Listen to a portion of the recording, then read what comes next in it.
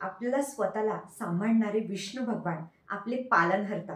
मग तुम्ही पालनहर्ता आहे तर तुम्हाला तुमचं घर चालवण्यासाठी चालनहर्ता पण पाहिजे ना, म्हणजे लक्ष्मी माता. मग या मार्गशीर्ष महिन्यामध्ये दर गुरुवारी आपल्याला एक उपाय सांगते.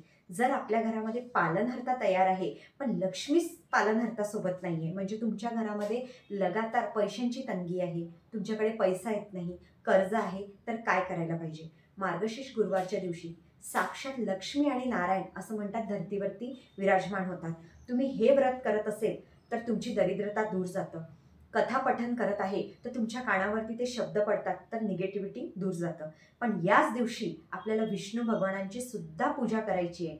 तुमच्या घरी जर केळीचं झाड असेल तर केळीच्या झाडावरती दूध आणि पाण्याने सकाळी मस्त अभिषेक करा. मंत्र म्हणायचा आहे, ओम लक्ष्मी नारायणाय नमः. कारण तुम्ही नारायण म्हणत आहे तर लक्ष्मीला स्वतः बोलवावं लागेल. जिथे विष्णू आहे तिथे लक्ष्मी धावत येतं. मग तुम्हाला शोधायची गरज नाही. हा उपाय लगातार जे 4 गुरुवार येणार आहे तुम्ही 4 गुरुवारी करा आणि याचा लाभ घ्या.